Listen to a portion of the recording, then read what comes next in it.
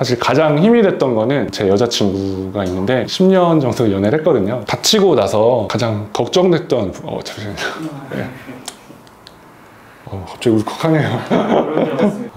여자친구가 해줬던 말 중에 되게 힘이 됐던 부분이 오빠가 휠체어를 타더라도 나는 항상 오빠 옆에 있겠다 라는 말을 해주고 병문안을 오면서 저한테 되게 큰 응원을 줬던 것 같아요.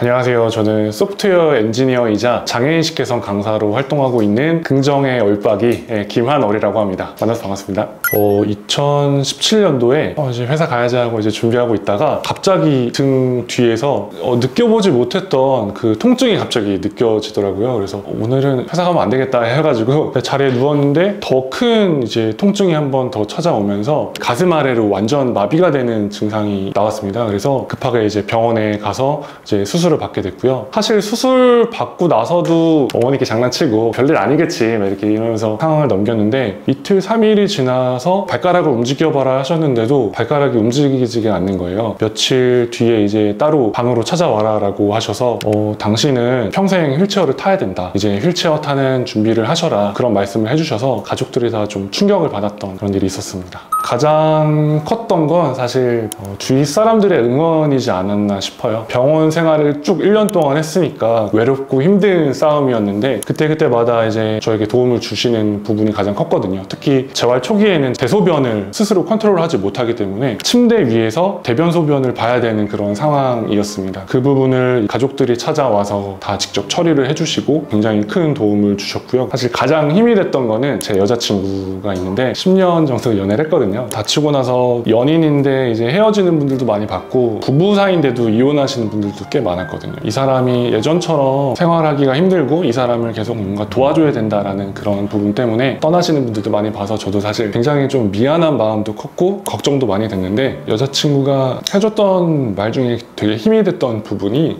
오빠가 휠체어를 타더라도 나는 항상 오빠 옆에 있겠다 라는 말을 해주고 매주마다 되게 큰 응원을 줬던 것 같아요. 그래서 내가 앞으로 진짜 잘해야겠구나 그런 생각을 계속 하게 되는 것 같습니다. 병원에서는 네. 병 원인에 대해서는 알 수 없다고 말씀하시잖아요. 척수 손상은 보통 외상에 의해서 많이 발생을 하거든요. 근데 저 같은 경우에는 아무런 외상 없이 발생한 경우여서 희귀한 경우다라고 말씀하셨고 그래서 그 질병명에도 상세불명이라는 말이 적혀 있고요. 근데 굳이 원인을 꼽자면 스트레스가 원인일 것이다 라는 말씀을 해주시더라고요. 사실 척수 손상 같이 신경이 손상되신 분들은 본인이 얼마나 회복될지 알 수가 없어요. 그래서 예전 상태로 100% 돌아간다는 거가 불가능한 건 아닌데 굉장히 소수고 사람마다 너무 그 정도가 차이가 나기 때문에 내일 얼마나 더 좋아질까 이거는 예측하기가 어려워서 이 매일매일을 내가 재활을 포기하지 않고 진행하기 위해서는 좀 마음가짐을 잘 가지는 게 중요하겠다라고 해서 하느님한테 이런 기도를 했던 것 같아요. 내일 걷게 해주세요 이런 기도가 아니라 내가 적어도 이 마음을 잃지 않게 해달라고 계속 기도하면서 내일을 기다렸던 것 같습니다.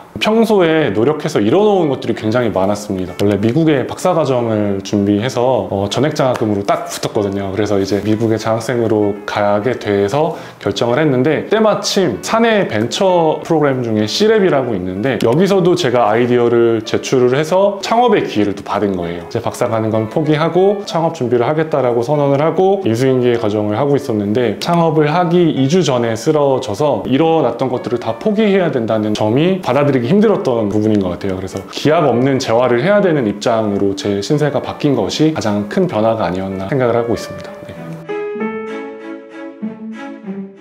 주위 분들을 딱 보니까 저처럼 직장인이신데 중도장애인이 되신 분들이 굉장히 많이 계셨어요. 근데 대부분 3개월 지나면은 그만두시는 분들이 많았거든요. 그래서 나도 그렇게 되는 건 아닐까 하는 굉장히 불안감에 있었는데 저는 마비된 부위가 가슴 아래다 보니까 상체는 예전과 동일하게 쓸 수가 있어서 1년이라는 시간 동안 회사에서는 감사하게도 기다려주셨고 회사가 저한테 보여준 그런 믿음 때문에 보답하기 위해서 더 열심히 재활을 했던 것 같고 그리고 성공적으로 회사에 좀 복귀를 할 수 있었던 것 같습니다.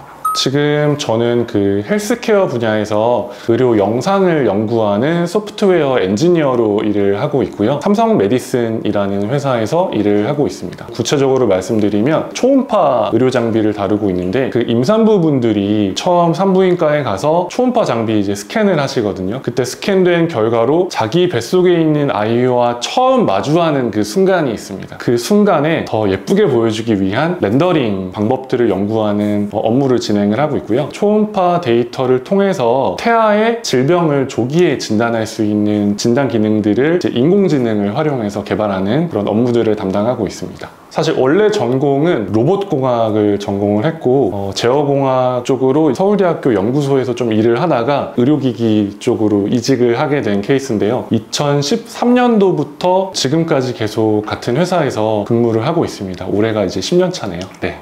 실제로 제가 강의를 통해서 말씀드리고 싶은 부분은 이렇게 당사자들이 직접 얘기해 주는 게 굉장히 중요하다는 것을 좀 많이 느끼는데, 제가 장애를 가지게 되니까 어떤 것들이 장애인에게 진짜 필요한가를 고민하게 되더라고요. 중도 장애인이 사회에 복귀하는 부분이 가장 필요하다고 생각을 했습니다. 중도의 장애를 입으신 분이 성공적으로 복귀를 할 수 있는 그런 이해를 좀 할 수 있게끔 적극적으로 얘기를 하고 있어서 그 부분이 가장 제가 강의를 하는 목적이기도 하고요. 장애를 가지고 느꼈던 경험들, 제가 느꼈던 편견들, 불평등, 저한테 필요한 사회적 장치들, 이런 것들을 사람들이랑 직접 얘기하면서 장애에 대해서 좀 더 이해할 수 있으면 좋겠다라는 방식으로 강의를 진행을 하고 있고, 한두 분이라도 좀 마음이 바뀌시면 그렇게 조금씩 변화가 생기지 않을까?